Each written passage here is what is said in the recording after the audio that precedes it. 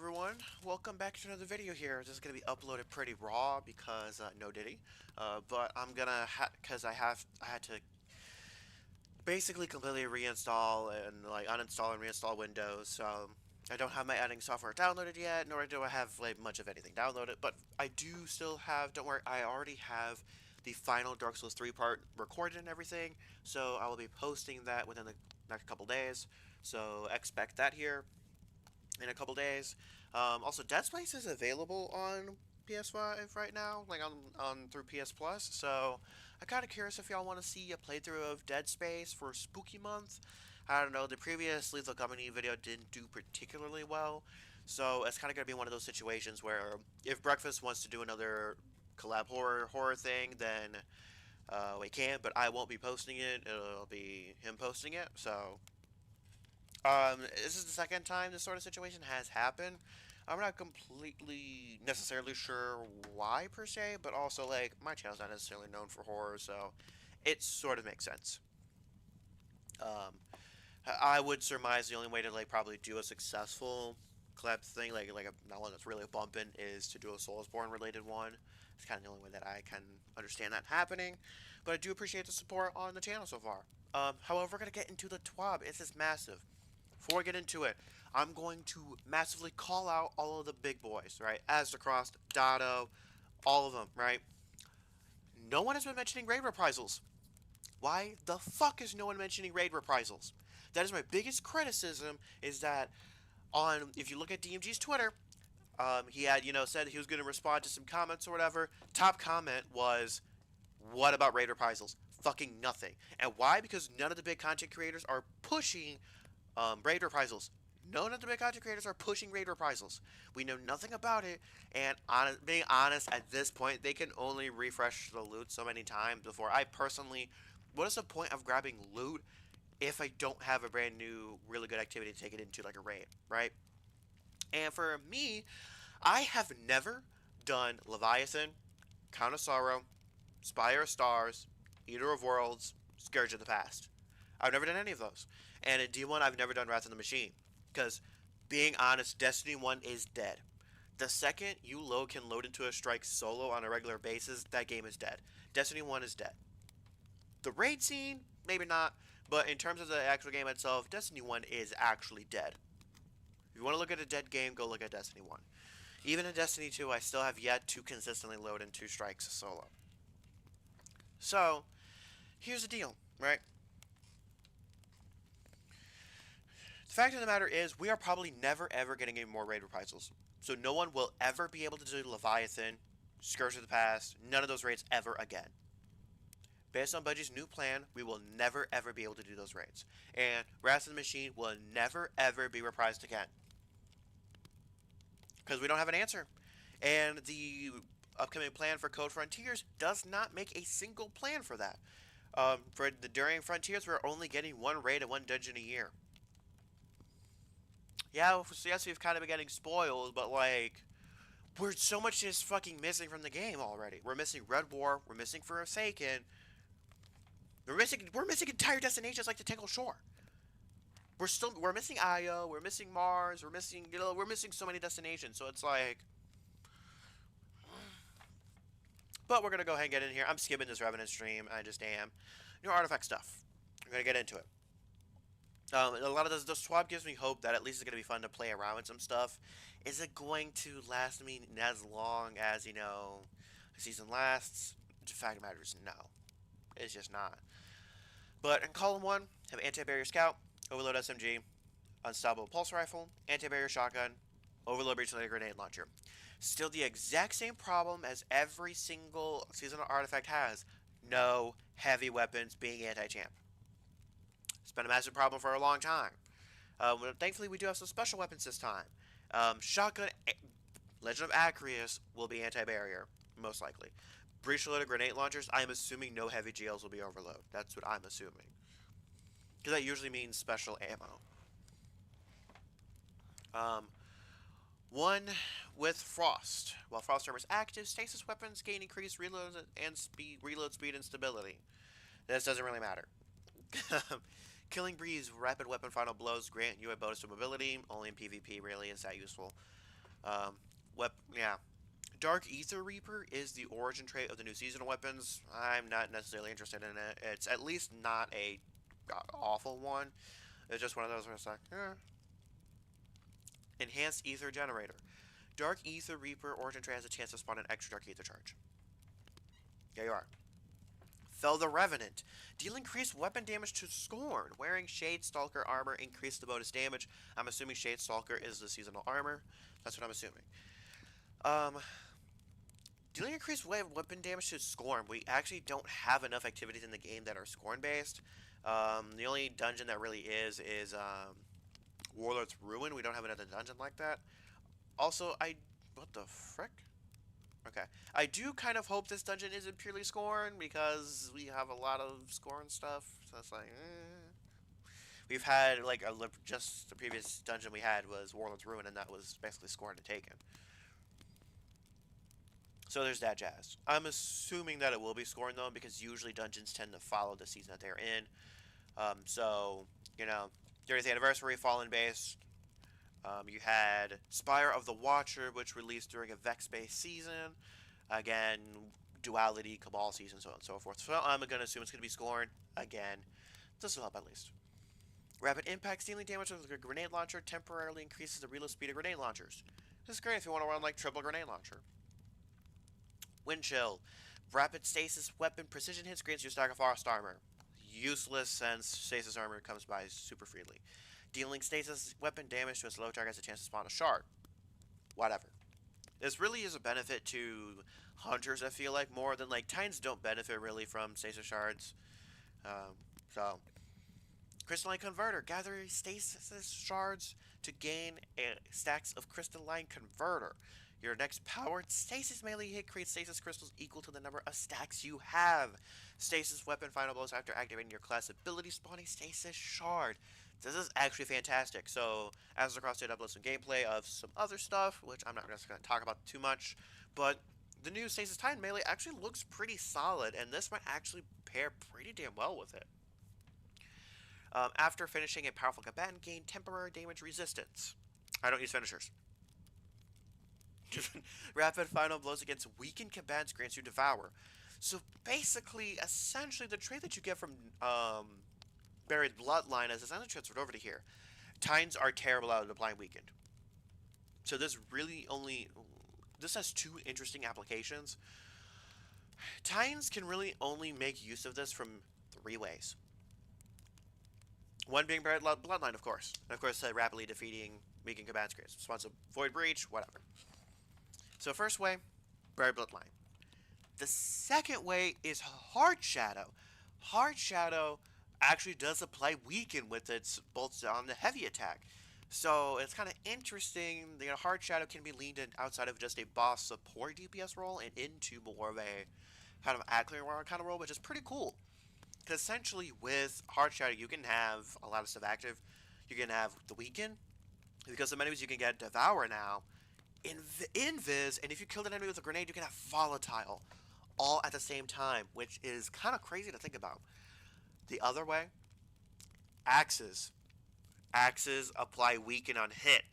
So technically speaking, Titans can get Devour with Axes pretty easily, which is kind of sick. And once you start Devour, you can kind of just keep it going. So that's kind of cool. Rapid precision hits or rapid final blows on targets affected by jolt or blind will generate ionic traces. Boost, picking up an ionic trace creates an armor charge. Ionic armor charge, pretty solid. That makes it you have to lean less on orbs of power. I still like orbs of power though. Final blows affected by jolt or blind. Titans can do both of these pretty well. The only issue is Arc Titan's really bad. Warlock is not super great either, and Arc Hunter is just kind of one note. So Arc needs some help. I kind of hope next season is more arc focused, similar to how Stasis is this season. We've had so many solar seasons, and we've had a void focus season. We haven't really had a super, really good arc. Because even during Season of the Plunder, where arc was supposed to be the focus, arc was still not great. Column 4. Armor of Aramis. While Frost Armor is active, taking critical damage from combatants causes you to emit a freezing burst. This could be good with AC/DC, AC, the feedback fence. feedback fence Titan exotics, I feel like this could be pretty decent. Or if enemies, for example, like husks, in certain areas can, do something with that. So that's kind of interesting. Crystallized autoloader. Shattering stasis crystal releases shards of ice that damage slow targets. Pretty good. So basically was the one that enhanced the damage of stasis crystals. Debilitating wave. Finishers. Basically, while they have Arc Void or Stasis super equipped, the blast also applies blind, weaken, and slow respectively. Doesn't really matter. I don't really use finishers. Using a grenade launcher to damage a boss weakens them. Or, champion, what, Now, the boost is using your grenade launcher to damage bosses, champions, or break combatants' shields automatically reloads stowed weapons. This probably works with Anarchy too. So you can basically kind of have like kind of an infinite thing going on. You shoot 3 Anarchy shots. Oh, I miss the days of Anarchy and Breach and Clear. Such a really fun time. But, you shoot your couple shots of Anarchy, go to your mountaintop, shoot it. Since you dealt damage, you can go back in Anarchy, shoot more, or test some damage rotations. This can be pretty damn cool. The Retinal Bar burn rapid arc weapon precision hits, consume an armor charge to blind the target. This is fine, but blinding it will target this way instead emits a blinding burst. Blinding doesn't feed into itself in arc very well. Like, I don't feel like any of the Guardian classes really benefit as much from blinding. Now, column 5. Usually you can only pick 2 perks from here, so I'm going to be picking my 2 favorite ones. Brain freeze. Frozen combatants become surrounded by a chilling fog, which slows combatants which slows combatants that aren't already. This is pretty good. Supernova. Picking up a Void Breach because your next source of Void damage to create a large weakening pulse. This actually makes Void Breaches actually useful for like people that don't use class abilities as much. This is actually pretty solid. Your conductive cosmic crystal, your arc abilities, your arc and void abilities, and obviously weapon with Dark Ether Reaper do bonus damage to targets that are affected by stasis debuff. I don't apply stasis debuffs that often. If I'm using stasis, I'm not using prismatic. If I'm being honest, I use stasis Titan like fully. Serve cold. Picking up a stasis shard grants you class ability energy. Useless for stasis Titan. Picking up a void breach grants you melee energy. It's actually pretty solid. Kinetic impact. Sustained damage with a power grenade launcher causes the combatant to emit a shockwave that damages nearby combatants. The shockwave can stun ensemble champions. Anarchy. Anarchy is going. Oh man, I'm so excited to use Anarchy again. Yes, yes, yes. Ah, I'm personally, if I were to pick 2 out of column 5, I'd probably pick. If I'm not using Void, I am picking Brain Freeze and Kinetic Impacts. If I am using Void, then I'm picking Served Cold and Supernova for Void Breaches. Exotic Armor. Unfortunately, Hunters, I am not super familiar with a lot of Hunter exotics. I'm not familiar with any of them that are listed, but there's your changes for Lucky Pants. What? What?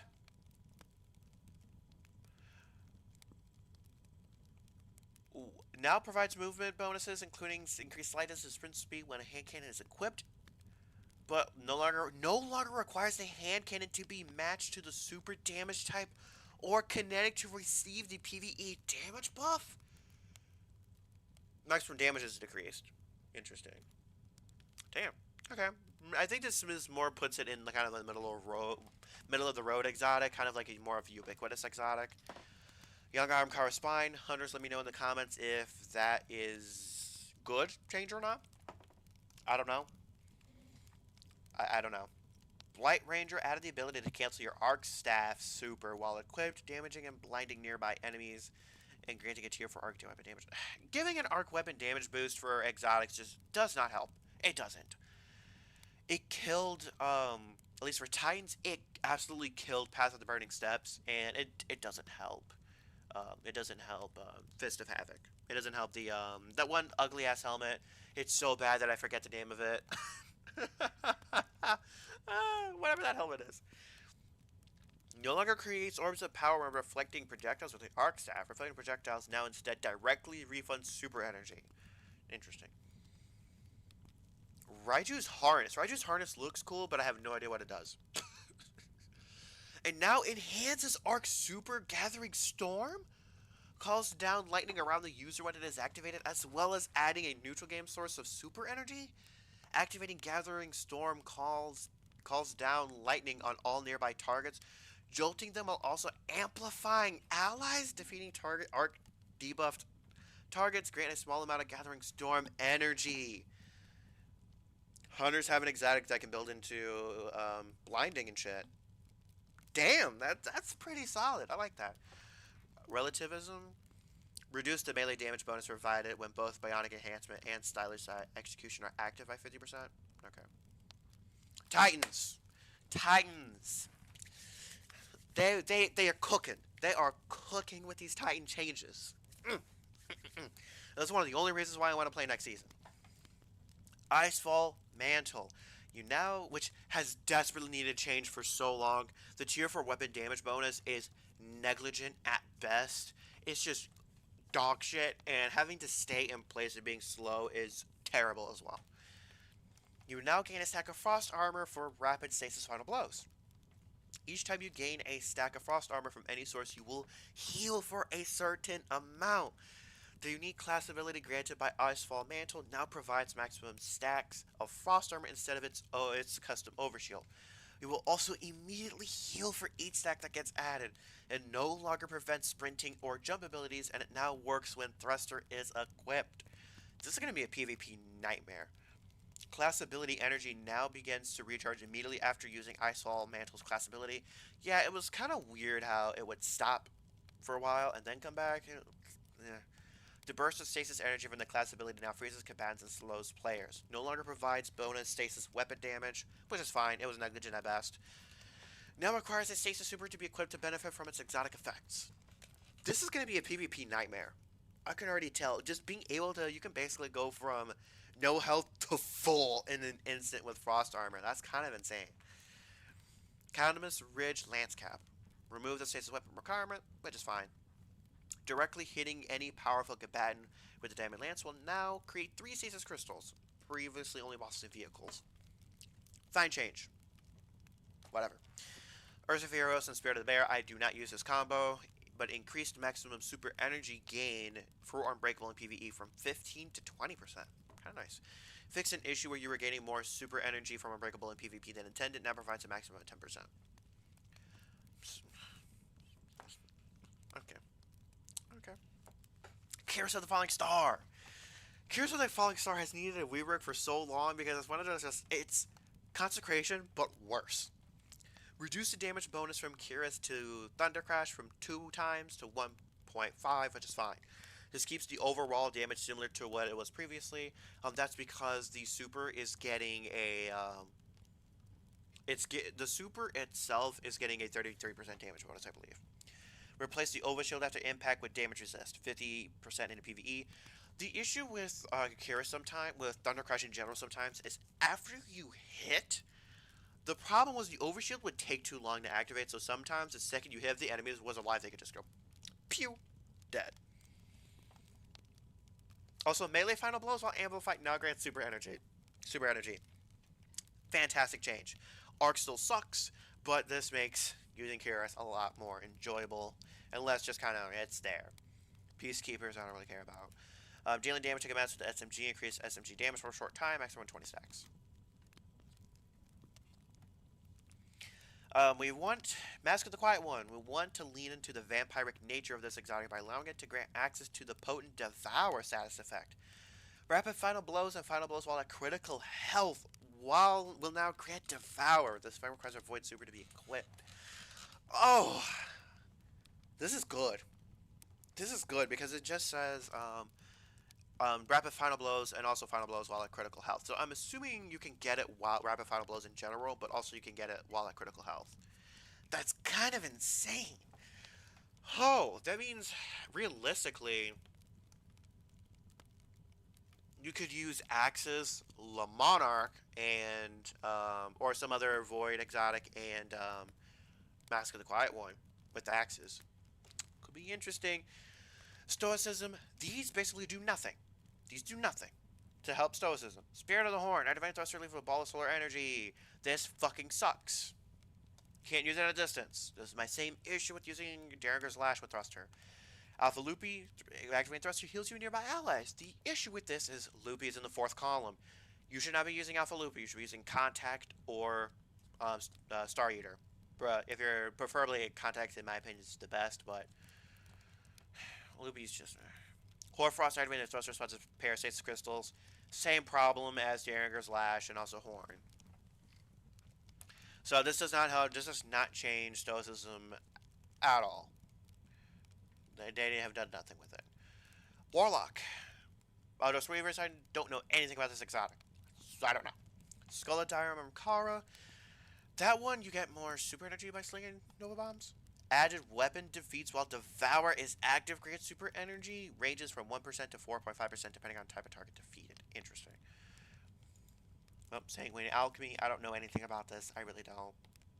Verity's Brown, Spirit of Verity. The first stack of death throws now provides 40% grenade damage in PvE, each additional stack. Okay. Perfect. Cenotaph. Finally, they're reverting that fucking change. Damaging a vehicle, boss, or champion with a transfer level will once again visually mark the target for the player using Cenotaph. That was a fucking stupid ass change. Osteomancy can feel frustrating to play against in PvP. Reduce seeker distance. Okay. Speaker sight. Orbit power. Crucible. Whatever. Super damage exotic tuning. So, basically, Curious and Thundercrash is basically going to remain the same for now. Pyrogales plus Burning Maul get a little bit of a damage boost, which is great because, I'll be honest, Pyrogales and Burning Maul haven't felt the same.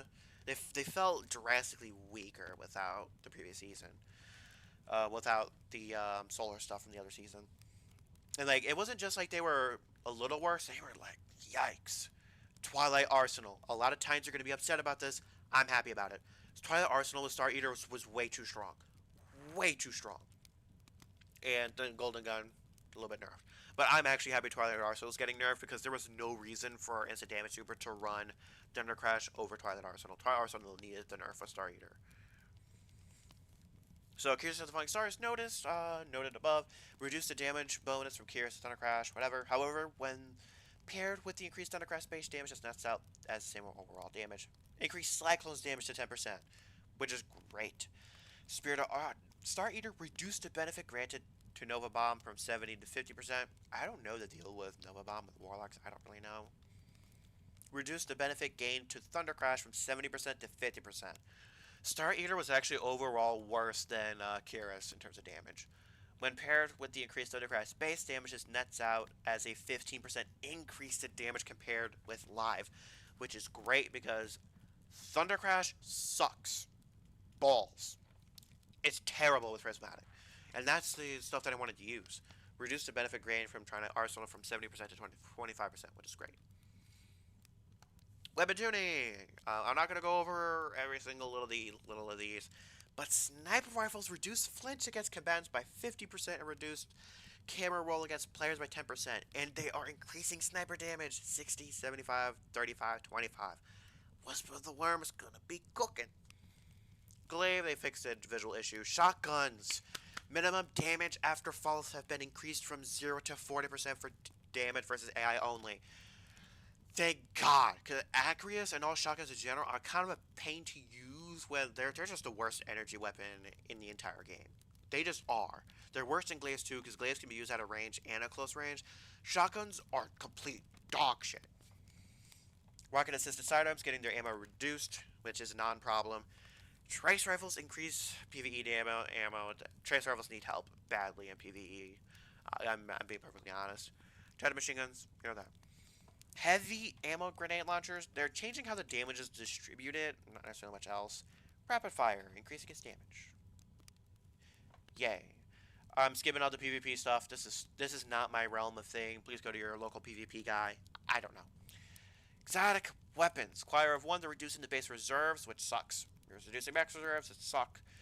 Reduced impact damage of point blank projectile by 50%. Increased hip fire projectile damage against players by 10%. Now it starts with 7 ammo in Crucible and gains 7 ammo from crates and ammo bricks. Interesting. Huckleberry has been overshadowed by many recent exotics. Huckleberry, that's kind of one of those decent exotics. Replaced Catalyst with kinetic tremors. Frick, almost smashed my finger. That's pretty good.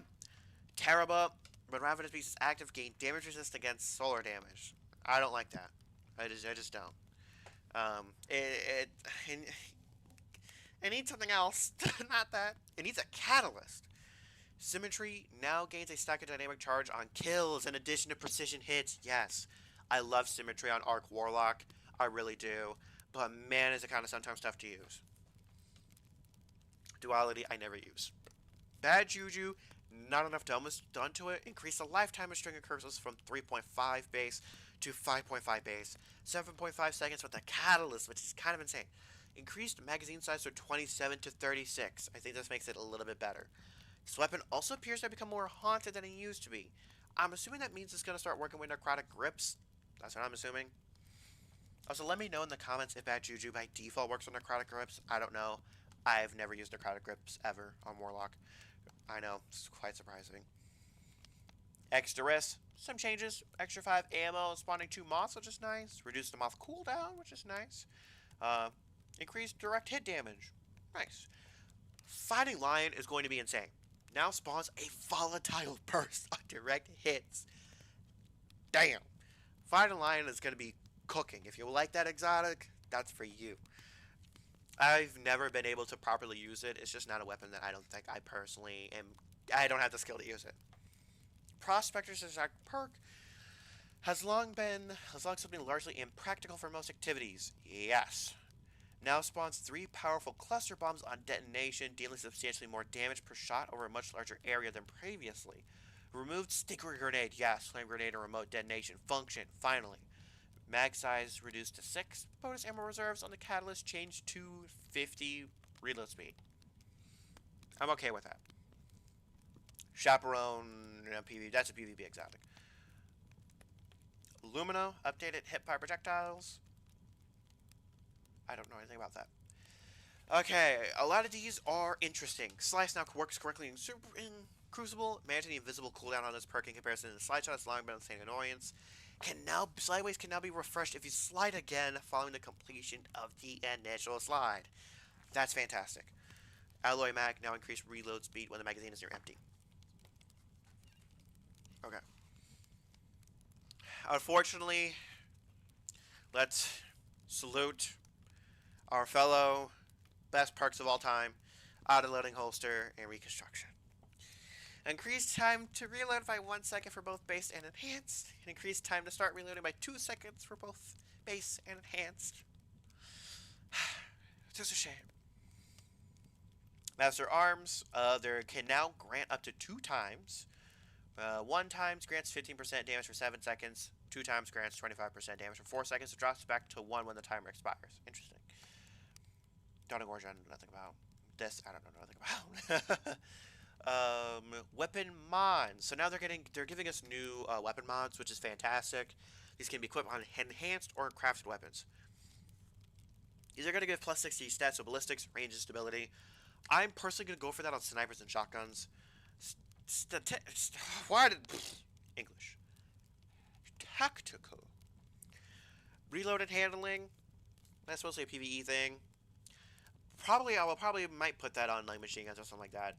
Aerodynamics, blast radius, projectile speed, definitely grenade launchers and rocket launchers. Tension, draw time accuracy, obviously bows. Edge, charge rate, guard resistance, swords and glaives probably. Auto flinch, anti-flinch. PvP one, ammo finder enhancements. It's gonna be kind of nice actually, especially if you don't need a particular stat bump in any which way.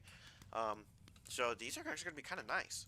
Optics mod allows faster customization of weapon zoom. Marksman optics, sniper, interesting.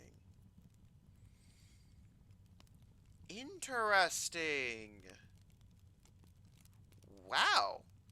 Huh. So they're basically kind of, essentially almost customizable scopes. Synergy. Escalation chance to spawn a subclass bauble matching this weapon's damage type. Kinetic weapon spawn an orb of power. Stun loader partially refills this weapon's magazine on stunning a champion. This is stun. Ooh. Ooh.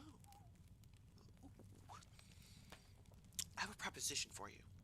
Chroma Rush is coming back. But auto rifles aren't anti-barrier. This is going to be really good on weapons with kinetic tremors and that are anti-champ. So, like, mostly for overloads, and so if, I don't, it's a weapon that I know. So if you have a pulse rifle or a scout rifle with kinetic tremors, that's going to be insane. Okay. I like that. I like that. I like that. Alright. Let's go back down. Yeah, as you can see, this is a lot. So yeah, this is good on anti-champ weapons. Okay, now I'm gonna go over briefly the roles. I'm not really gonna go over the specifics. I'm gonna give my personal role on what I would personally go for these. Insurmountable, void precision frame sidearm. I already have brass attacks, so destabilizing rounds and repulsor sprays isn't super great. I prefer them on hand cannons, but faster reloading hand cannons. I would personally probably go demolitionist rampage or demolitionist desperate measures if you are a Titan, because Titans need your grenade to get volatile rounds. If you're not a Titan, then definitely go repulsor spray destabilizing. Void adaptive sniper frame. There is a new perk that's coming that basically makes it weaken. You want that perk. Yeah, I want that perk. That in reconstruction probably, or maybe explosive payload, or if you don't want that, I would suggest explode payload and firing line. Precision instrument I do not recommend using unless you have a reload. Well, actually, you could go reconstruction precision instrument actually. So, not considering this redacted perk, I would go recon, precision, or explode firing line. Lightweight frame scout rifle, stasis. Stasis, a lot of redacted perks. To keep from the perks that we do know, fourth times exfil payload. I don't like stasis scout rifles though. Arc pulse rifle. Without choosing the redacted ones, I would go feeding frenzy volt shot immediately. But we are getting a new perk with this pulse rifle, so keep an eye on that. Stasis hand cannon. I would personally go with outlaw headstone or triple tap headstone, something like that. Not great perks though. I don't like the new redacted perks for this hand cannon either. To me, it's just kind of ass. Arc adaptive frame grenade launcher.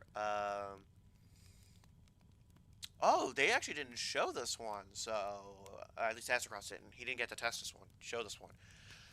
Oh, this can't get bait and switch. I don't remember what reverberation does. I would go with attrition or bait and switch. Yeah, that would be my deal. And then Stasis double fire grenade launcher. I did not like the arc version of this, but if it's your style, I would personally go with Envious Assassin and Chill Clip, or Envious Assassin Chain Reaction, something like that. I'm going to sum this up very quickly. So basically, weapons will not be able to be crafted at first. However, if you get a roll, you can enhance it to make it craftable. As the season progresses, you'll be able to get double perks, and at the very end of the episode, at the very end of the episode, you'll be able to craft it. I think this is a perfect thing. I think this is a perfect thing. I like it. I do think crafting did ruin things, because once I got the crafted weapon, it was like, reprise the Garden of Salvation weapons. It's gonna be great. We do not have a single good, great void auto rifle, so destabilized rounds is gonna be fantastic. I do not remember the role for this though, so we're gonna take a look at it here together. Oh, Reckless Oracle. Reckless Oracle. Now, okay. So again, we have destabilize around it coming in that third column. I don't like Miracles of Affinity. So in this column, instead of your usually outlaw, you can get destable. I would personally go destable demolitionist. I'm being honest, destable demolitionist, or destable swashbuckler if you like using your melee. That's also kind of fine. And then Accured Redemption. Oh, if I could type, that'd be nice.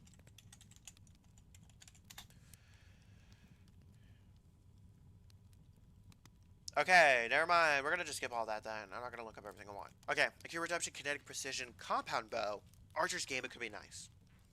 Void rapid fire fusion rifle, destable and reservoir burst is kind of an insane combo. Void hand cannon, rampage kill clip, it's fine. Kinetic aggressive pulse rifle, kinetic tremors is gonna be nice. Arc precision shotgun, threat remover volt shot, great. Solar rapid fire sniper rifle, precision instrument fourth times. I actually have this exact raw on an adept Uzumi's. Also, here are the new weapons coming. Here are the weapons coming back. Plug one's coming back for Nightfall. Great. Rest of these weapons I am completely unfamiliar with. Uh, new Iron Banner armor here. The Titan is fine. I'm not a huge fan of it. It looks like they're going with a Norse kind of feel. They definitely could have done Titans better justice, but pretty fine. Solid armor. Here's you're getting rocket sidearm. Hold on. Um, I would probably go impulse amplifier, desert measures or frenzy, or even chill clip actually. Argon's thunder, stasis high impact machine gun. I would definitely go fourth times and probably target lock or rewind. But it's high impact. We already have one, I believe. Weapon ornaments are just adding some lights, boops and bobs to them. So yeah. Spire, reinverted Spire is getting a new thing, which is kind of cool. It's coming back. That's great. That's kind of it. Yeah, that's it. That is it. So that's gonna be it until the new season comes out this upcoming Tuesday. Unfortunately, I will not be able to play it. I work second shift, so I work 2 to 10 on Monday and Tuesday. Monday, technically Sparking Zero does not release until after I get home, so that sucks. But I will be able to play it Tuesday morning. They haven't said anything about any patch notes or anything like patch update or whatever, how long the game's gonna be down for. I would suggest this weekend y'all build up your strange coins to 97 so that you can get the new Zerf board from Zer. I would suggest that. Also, here's what I will say. Generally, these changes make Inmost Star Eater not as required. Um, if base Thunder Crash is relatively fine, then I do believe that Inmost Contact is going to be the flat out best role. They did not move the needle at all for either column. Inmost is just the best perk in that column, and then Contact and Star Eater are just flat out the best perks in that column. There's nothing even remotely close to those to those three perks. Now, again, Dark Souls 3 will be uploaded on Saturday night probably. I will be in the middle of an eight-day stretch for work, so it's gonna be kind of hard to kind of get the ball rolling on stuff. Don't expect Destiny 2 content right away. I will be making a build on the new legs. I will be uploading my run through of the new dungeon when I can do it.